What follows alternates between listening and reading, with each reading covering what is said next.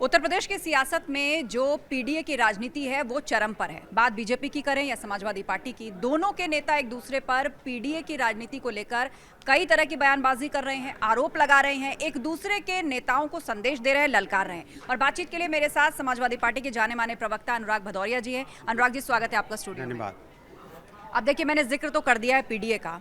अब शुरुआत देखिए आप लोगों की तरफ से इस पीडीए की हुई, और हाल ही में अखिलेश यादव ने बिहार के मंच से ये भी कह दिया कि भाई बीजेपी के अंदर पीडीए के नेताओं की कोई पूछ नहीं है। मतलब आप लोग चाह रहे हैं कि वो वापस आएं, और दूसरी तरफ जो बीजेपी से जुड़े घटक दल हैं उनके पीडीए नेता अखिलेश यादव को घेर रहे हैं। क्या कारण है इसका? कमाल की बात है, जो नेता समाजवादी पार्टी में रहे हैं या समाजवादी पार्टी के साथ जो सहयोगी बन के रहे हैं, अब वो भारतीय जनता पार्टी के साथ हैं। देखिए, उन नेताओं को भारतीय जनता पार्टी के साथ जाके उनको कोई इंपॉर्टेंस ही नहीं मिल रही है। अब उनको ना, ऐसा क्यों लग रहा है? देखिए, ओपी राजभर मंत्री हैं, संजय निषाद मंत्री हैं, ना उनका मीडिया उनको नोटिस में ले रहा है, ना जनता उनको नोटिस में ले रही है। तो वो अपना इंपॉर्टेंस बनाने के लिए, समाज में उनका थोड़ा सा वर्चस्व बना रहे, इसलिए वो श्री अखिलेश यादव जी का नाम सुबह से लेकर शाम तक उनके बारे में बात करते हैं, जिससे कि उनको मीडिया अटेंशन मिल जाए या जनता उनको नोटिस कर ले। ओपी राजभर ने अखिलेश यादव को घेरा, उनको क्या अटेंशन चाहिए? तो पहले से मंत्री हैं। संजय निषाद वो भी बयान दे रहे हैं। आप भी जानती हैं कि वो राजभर जी समाजवादी पार्टी के साथ थे, तभी वो जीत पाए थे, वरना आज मऊ का क्या हाल है। मऊ समाजवादी पार्टी जीती है, वो अपना उपचुनाव में विधायक भी नहीं जिता पाए थे। तो सवाल उठता है कि उनको भी नहीं जनता पूछ रही है, तो वो भी क्या करते हैं? वो भी अखिलेश यादव जी की बात करना शुरू करते हैं, उनके बारे में बोलेंगे तो मीडिया अटेंशन मिलेगा। इसी तरह पूजा पाल जी का देखिए, पूजा पाल जी को सम्मान किसने दिलाया? समाजवादी पार्टी ने। आज समाजवादी पार्टी से जीत के वो विधानसभा पहुंची है।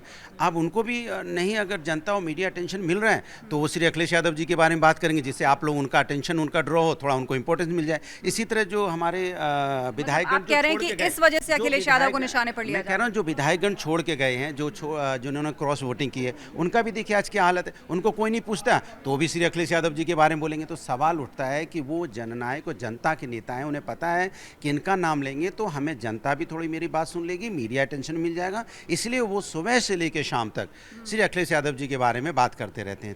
ये है सबसे बड़ी बात। अच्छा, ओपी राजभर जिनका आप लोग फोन भी नहीं उठाते थे, अब मैं देख रही हूँ कि समाजवादी पार्टी के प्रवक्ता हूँ, नेता हूँ, जब से अखिलेश यादव ने बयान दिया है, एक तरीके से लग रहा है आपने खिड़की दरवाजे खोल दिए हैं उनके लिए। आपको संजय निषाद जी से भी कोई समस्या नहीं, आपको ओपी राजभर से भी कोई समस्या नहीं?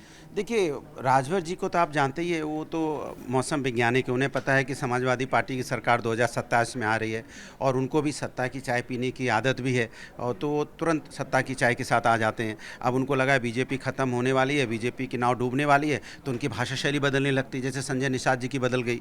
और अब वो भारतीय जनता पार्टी पे सवाल उठाने लगे कि सम्मान नहीं मिलेगा तो क्या करेंगे। तो उनको पता है ना, सम्मान समाजवादी पार्टी में ही मिलता है, और समाजवादी पार्टी में ही सम्मान मिला था तो उनका बेटा सांसद भी हुआ था। आज तो उनके बेटे भी सांसद नहीं है। तो समाजवादी पार्टी जब तक थी तब तक समाजवादी पार्टी के साथ थे संजय जी, राजभर जी, जनता भी सम्मान कर रही थी, और आप भी, आस्था जी, आपकी मीडिया भी सम्मान कर रही थी ना। अब जनता सम्मान कर रही है ना मीडिया सम्मान कर रही है। उन्हें इस सम्मान को पाने के लिए श्री अखिलेश यादव जी का बारे में बात करनी पड़ती, तभी थोड़ा बहुत उन्हें सम्मान मिल पा रहा है। तो इस बात को जानते हैं कि समाजवादी पार्टी के साथ ही उनका भविष्य है। अब अखिलेश यादव ने पीडीए के नेताओं को, पिछड़े नेताओं को बीजेपी के अंदर ललकारा है, तो ऐसे में डिप्टी सीएम केशव प्रसाद मौर्य कैसे पीछे रहते?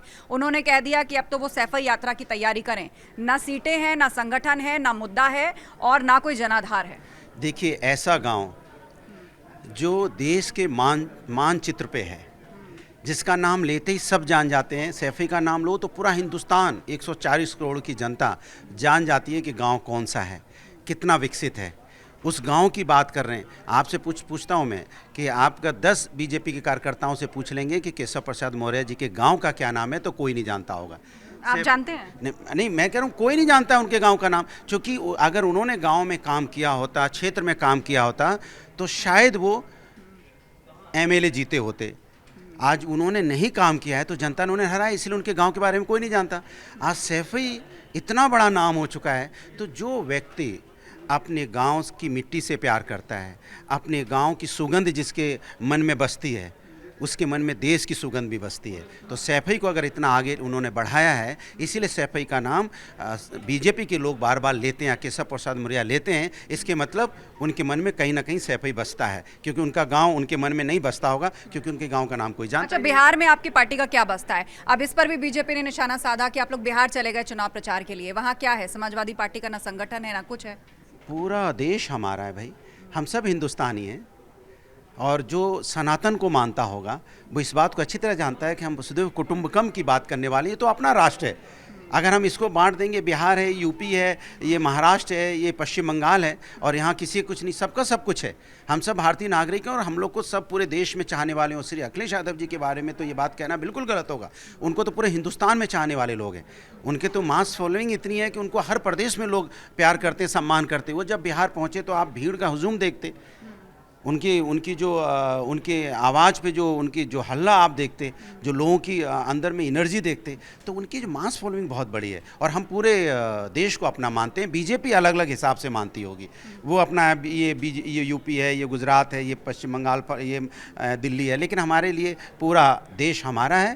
और अखिलेश यादव जी इस देश के एक बड़े नेता हैं जिनकी पूरे देश में पहचान है। और अब एक अंतिम सवाल, क्या 2027 में भी हमें पीडीए की ही एग्रेसिव पॉलिटिक्स देखने को मिलेगी? क्या 2027 के चुनाव के लिए जो मुद्दा सियासत वो पीडीए के इर्द गिर्द ही रहने वाला है? देखिए, एक चीज़ मान के चलिए, हम लोग सामाजिक न्याय की बात करने वाले लोग हैं, समाज को आगे ले जाने वाले लोग हैं, युवाओं के भले की बात करने वाले हैं। महिला समस्या का समाधान कैसे हो, कैसे इंफ्रास्ट्रक्चर डेवलप हो, कैसे एजुकेशन व्यवस्था मजबूत हो, कैसे यहाँ पे मेडिकल फैसिलिटी मजबूत हो, किसान को सम्मान कैसे मिले, ये सब हमारे मुद्दे रहते हैं जिस पे हम लोग काम कर रहे हैं लगातार। और हमने पिछली सरकार जब मेरी थी तो हमने काम करके दिखाया भी है। तो इसलिए समाजवादी का काम बोलता है और भारतीय जनता पार्टी का काम ही नहीं है तो बोलेगा क्या। तो चलिए, इन तमाम मुद्दों पर बीजेपी पर निशाना साध रहे अनुराग भदौरिया जी और समाजवादी पार्टी। बातचीत के लिए बहुत शुक्रिया अनुराग जी और ढेरों शुभकामनाएं आपको। धन्यवाद।